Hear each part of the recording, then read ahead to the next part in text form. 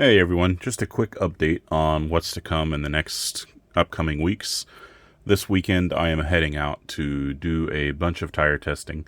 I've got about 12 or 13 sets of tires I'm going to test over the next couple days. I'm leaving tomorrow and I will be doing a camp and crawl, so staying overnight. 2 full days of crawling and 1 night. Unfortunately, that's all I can get in this weekend. But I'm going to get as many tires tested as possible. And one of the sets that I'm going to try to get to is a retest of the Boom Racing Aggressor. These are still going to be in the black compound. I haven't ordered the reds yet. But when I ran these the first time, if you saw that review, they performed okay, but there were some major shortcomings, and I want to see if I can resolve those shortcomings with the black compound before I order the red compound. One thing that I believe was going on is this black compound is just very, very soft. The tire itself, the rubber on the tire itself. And so I thought when I was driving them, well, maybe I'll get a set of reds and we'll see how that compares. And I still plan on doing that. But another issue is this one here is basically as the tire comes from the factory, and it has the factory dual stage foam in it. And this is the dual stage foam that comes from the factory. So it does have a somewhat firm closed cell inner, similar to a Crawler Innovations foam. But as you can see, it's very small, and it's pretty firm. It does decent in the tire. But then you have the very soft outer foam that wraps around it, and the ratio to that inner foam to outer foam is basically 1-to-1. The outer foam is about the same thickness as that inner foam.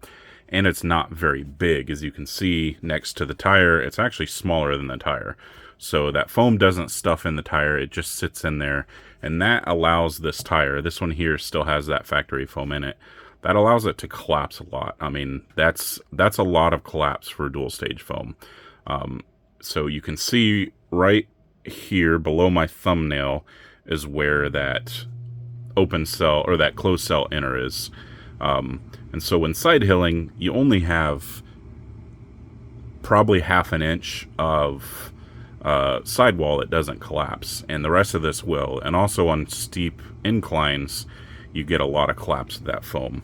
I'm sorry, I know this probably isn't the best views that you're seeing on the bench. I'm trying to work with what I have right now. We're still in the process of moving, and I still haven't got everything cleaned up.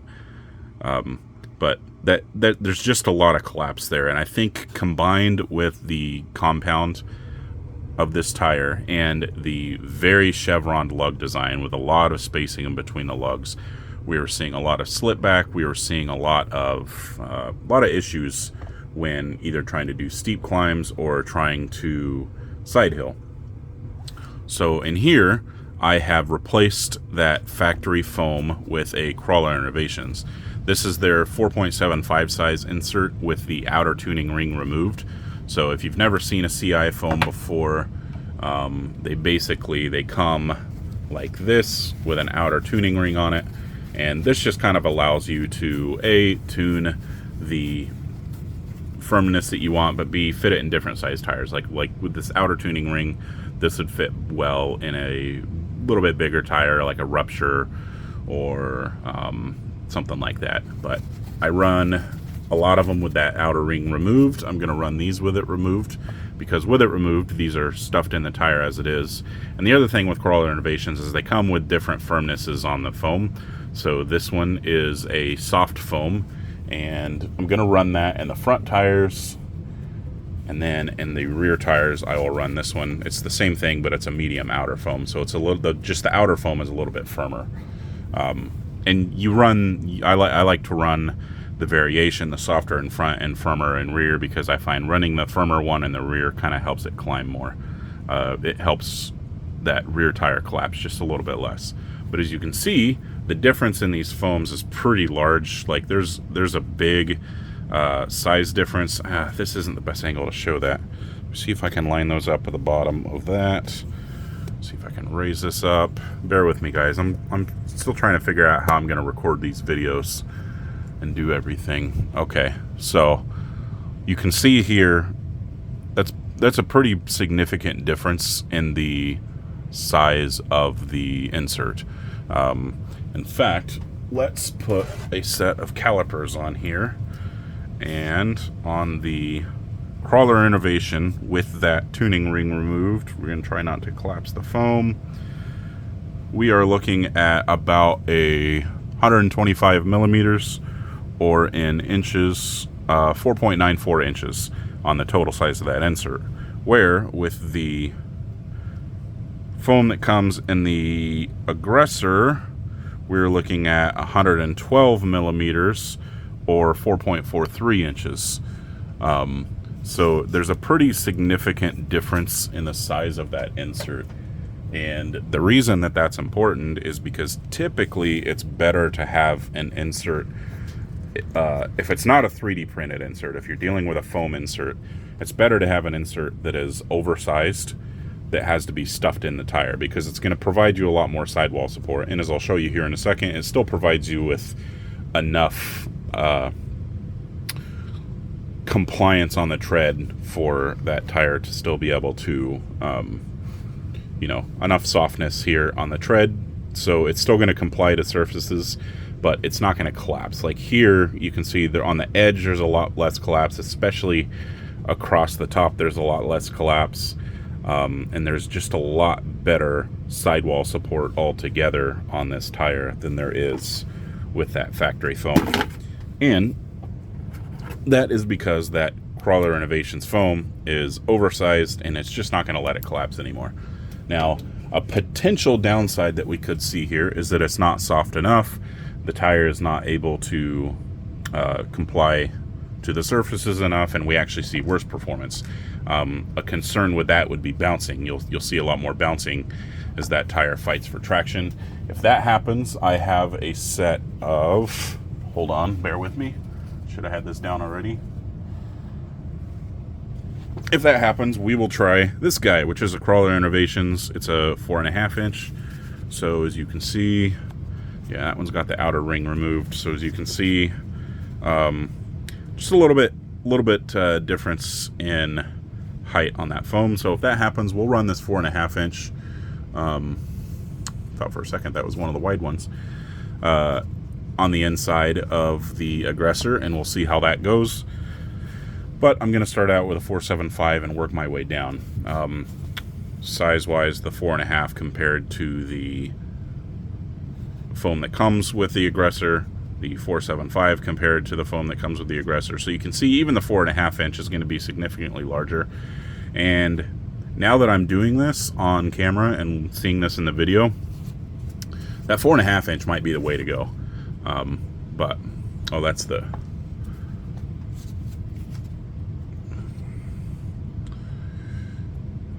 we're going to try the 475s, and if they don't perform well, I'm going to bring the 4.5s with me, and we'll swap them out, and we'll see what happens. But that's on the docket for this weekend. A bunch of other tires are going to be tested. We are going to test some Louise Champs. This is basically a Duratrax Deepwoods that has been released by Louise tires. We've got some knockoff ruptures from AliExpress that we're going to, well, I'm going to say imitation ruptures, because I've got a set of knockoff ruptures coming up in the future, and there's a difference. The imitation ruptures don't actually say rupture on the side, the knockoffs do. But we're going to test those. We've got some deluxe, what do they call it, the iRock, or whatever Deluxe's new tire is. I can't remember off the top of my head. We've got a couple set of RC four-wheel drive tires, a couple scale tires, a couple more performance-oriented tires. I think I'm going to run some Tusks. Going to run some Jetco Conkers. Going to run some G-Made MT1904s. So got a lot of good reviews coming up. I'm hoping to be able to get as many recorded this weekend so I can go ahead and start getting them uploaded and just set for release. And then I'm going to try to do some more workbench videos in between releases of the tire reviews, which come out every Friday. So hopefully I'll get to probably 2 videos a week, one tire review and then a workbench video. And I'm going to try to do some workbench videos that are actually, you know, useful information, how to do things. It's been difficult for me to do that right now because, like I said, we recently moved. I'm still trying to get everything cleaned up. As you can see on the workbench, I've still got stuff everywhere because when I loaded up, I had a bunch of stuff in boxes that I just had stored, and I thought that this would be a good time to go through stuff. So I kind of just dumped it all on the workbench, and I've been trying to sort through it and throw away what I don't need and put away what I want to keep. So once I get that finished, it'll be a lot easier to record these because I'll have more room to actually work and have a camera set up and be able to do this. So hopefully I can get in all of these tire reviews this weekend. It's going to be windy, not really optimal conditions, but I got to work with what I have. I schedule these trips pretty far in advance because I've got a wife and 2 kids, and I can't just leave whenever the weather's nice. So I kind of go and deal with whatever the weather is. Whatever God decides I'm going to have that day is what I'm going to have. So I think there's going to be some wind. I did order a lapel mic that has a windsock on it, so I'm going to do some playing around with that here in a bit and see how that works. But don't have too many of you subscribed yet. Don't have too many viewers yet. Just trying to get this channel off the ground. So if you like the videos, please subscribe, give them a like, maybe leave a comment. Try to get the algorithm to show the video to more people, and please leave me a comment on what I need to improve. I've went back and I've looked at some of my previous videos, and I know I'm pretty monotone in them. I kind of ramble a lot. Some of that I'm going to try to fix. Some of that is just part of who I am. I ramble. But let me know what you like and what you didn't like. I think one of the things I'm going to try is to pause the camera more between obstacles so you don't have to watch me driving between obstacles. And then I don't know yet. I'm still trying to figure it all out. I don't really know what people want. I don't want to be the same thing that everybody else does. You know, I'm not going to be this super annoying loud rock music intro and then yelling and, you know, deliberately breaking stuff and bashing channels and stuff like that. And I'm also not going to be super technical and doing detailed how-to videos on really technical stuff. I want to do things that are going to be more helpful for people who are newer to the hobby, or people who just don't have a ton of rigs yet and they're still kind of trying to figure stuff out. And I just don't have the time to upload a video every day. 2 a week is going to be a pretty big deal for me. And really, technically that's 1 a week, because my plan for weekends like this is to spend 2 days recording tire reviews, and then that'll give me 2 months of content to trickle to you. So anyway, please leave me a comment. Let me know what you don't like. I can only improve if I know what you guys need me to improve on. I've got some general ideas on things that probably are not the most exciting on my previous videos that I'm going to try to address. But you know, I don't know what I don't know. So let me know what I'm doing wrong. Let me know what I'm doing right. And please let me know if you want to see a particular tire reviewed. I've got a massive amount of tires. I'm happy to order pretty much anything that I can and test them. And it might take me a couple weeks to get to it because my preferred area of crawling is a couple hours away from my house. But in a pinch, I've got some local areas I can go to and shoot a quick video. So let me know. Give me a subscription or like my videos, and let me know what I can do to make it better. Thanks, guys.